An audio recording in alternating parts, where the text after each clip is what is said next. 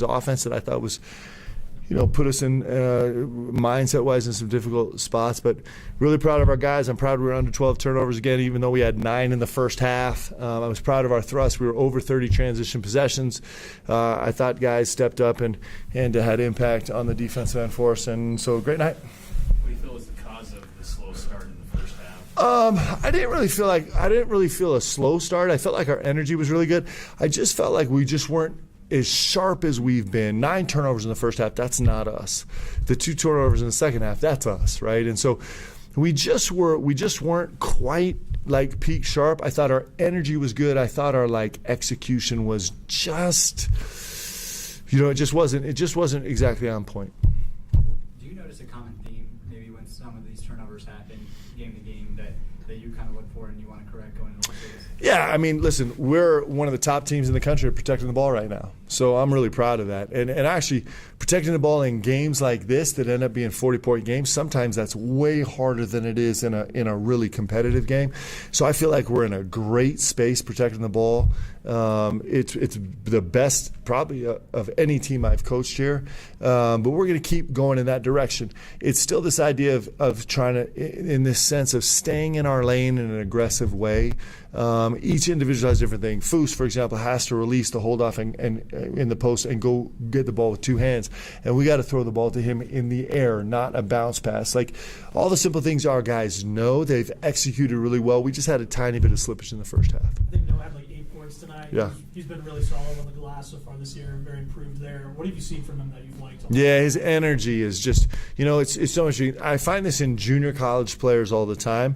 When junior college move up to the Division I level, in my experience, it's usually like a 6-month process to understand the urgency and intensity you have to play every possession with, because it's just the next level.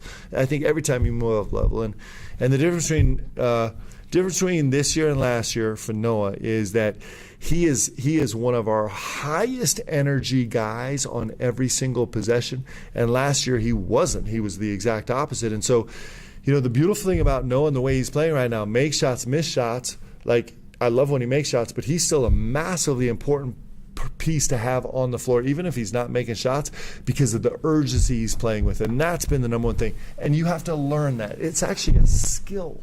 It's not a character trait. It's a skill, learning that urgency. He's done a great job picking it up. Richie had a near perfect offensive performance on that late miss. How do you see his role evolving and what he's progressed in this so far this year? Yeah, I mean, Richie is so fantastic. He's there are stretches in the game where we're a little bit on our heels, not on our heels defensively. I mean, they scored, we held them at 50 points, right?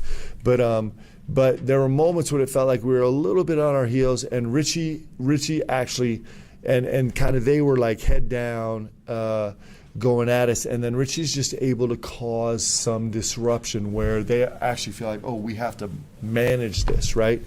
And so he's had a huge impact on the defensive end for us. He comes up with timely steals. It feels like he almost gets 1 pick six every game, right? And those are super impactful. His dim numbers are close to leading our team, just kind of on his own deflections. He's urgent in his talk. He still has some miscues, but he's really ahead of the game in his talk right now. So he's having a huge impact for us on that side of the ball, and his energy is just unquenchable. What do you feel is the identity of the defense? I feel like defensively, we've kind of kept, in these last 2 games, we've kind of kept really, really in-house about just kind of being solid. So our identity will grow. We have a huge changing defense package that we'll use a lot. But right now, what I want it to be is I want it to be based on communication. What's interesting is we get frustrated or things aren't going exactly perfectly. Our talk decreases. It needs to increase. And that's something that we're trying to learn. And so if there's a little bit of adversity or a little bit of frustration, or we go a couple possessions without a stop, that's when our talk needs to increase, our togetherness needs to increase. And I'd like that to be the DNA of us defensively, being incredibly solid and incredibly together. Everything we do has got to be 5-on-3, and we need to be that defensively in transition to half court. I thought in transition we were we've been unbelievable in transition defense. Like in the first half, this team that is like over a 20% transition team had only 4 transition possessions. They only scored 2 points on all 4 of those possessions. So, limiting transition possessions has been unbelievable. Foose has been so much better the last 3 games, leading us with rim run protection. Our guys walling up has been really good.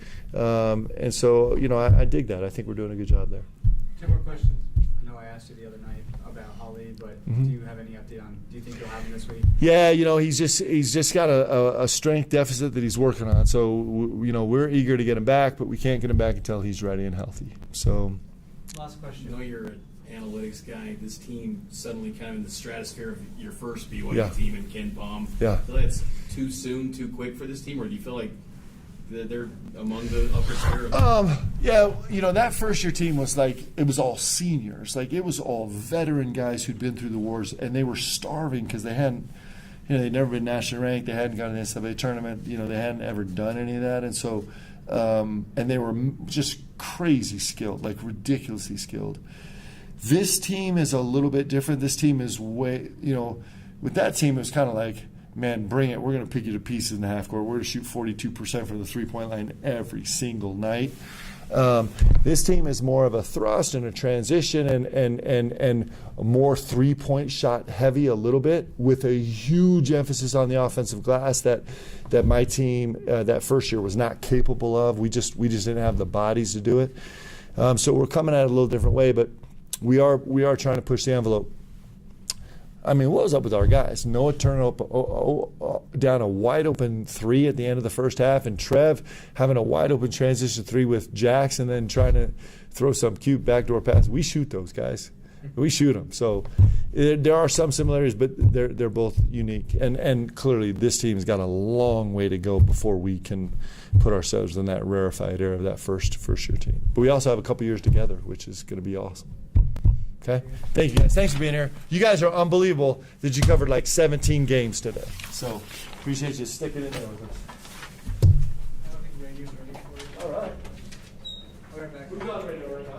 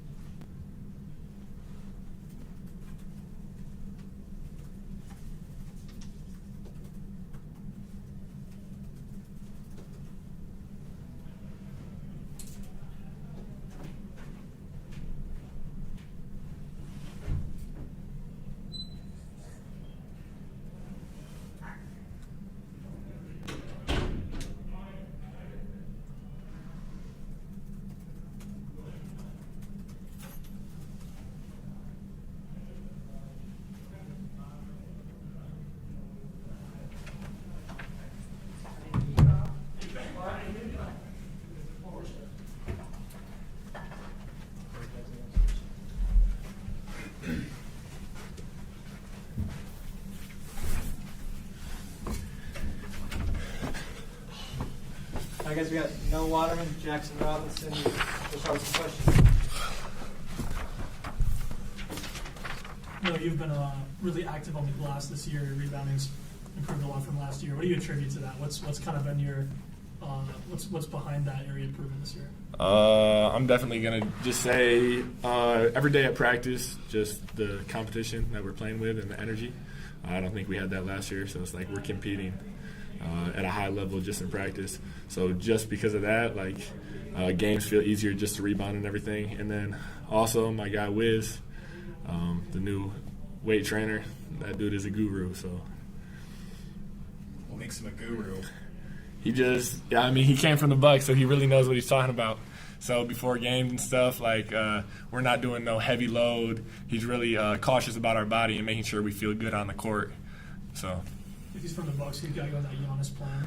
And hopefully, me and Jack, he's blowing up. You see him? he's on the game plan. You're on the Giannis plan. Exactly. For both of you guys, we'll start with Jackson. Just what's been the difference this year with how much confidence you guys are playing with? What's caused that, you feel? I would say experience. Just that second year. I know last year was a bit rough for us. Just gelling as a team and figuring everything out. But just the communication that we all have with one another. Just like I said, the gel. Everybody is working for each other. There's no selfish person on this team. So Coach has made it a big emphasis that we're just like working as a team, communicating, things like that, things that people don't see on TV or in the stands. But experience is the biggest thing. For you, Noah, same question. Oh yeah, definitely. I would say experience, and then just our chemistry on and off the court. I feel like everybody clicks on and off the court, and I think to have a good team, like you really need to have that, not just on the court, but going and doing activities with everybody that really just builds a team up when you're not at practice. So I think what Jackson's saying and that definitely has skyrocketed this year, and that's why we're playing well. Jackson, what is the hope and the coaching staff told you about your role going forward? Is it going to be the six-man role move for the foreseeable future the rest of the way? I couldn't tell you. I just make sure when I step on the court, I'm just trying to be the best player possible, best teammate possible. I'm not really worried about starting or anything like that. I just want to help my team win in any way. So that's all that matters. Was it kind of a conversation with the coaching staff for you to come off the bench, or did it kind of just happen organically? It just kind of happened. I was out for a couple of days with a contusion in my thigh. So Trey stepped up big time. He's been big for us, starting at the point guard position. So kudos to him. But like I said, we just want to win. This year's offense is kind of built around shooting the three. How do you feel about that part of the offense? Obviously, you're shooting it a lot this year. Both of you are shooters, obviously. What are your feelings about having such a three-point centric offense? Being a shooter, feel me? I'm not going to complain. Like, who doesn't like shooting on the court? So, I think it's really good for us. But the main key is, like, when we have an off-shooting night, we really just have to wedge and get the offensive rebounding. And that's what we've been doing these past games. It's like, even when we miss, we're going to get our second chance opportunities and then still make them pay on the offensive end. 2 more questions. Going to Las Vegas for both of you, what do you think the biggest point of emphasis is heading into next week? Getting back fresh, coming next week with a clear mind, focusing on Arizona State, and then just, being ready to compete. It's going to be a dogfight. I haven't seen too much film on Arizona State, but I'm sure they're really good. So just making sure we're coming in next week focused and ready to handle business. Do you feel like this success, early season success you guys have had, can carry on the road because it's been at home so far?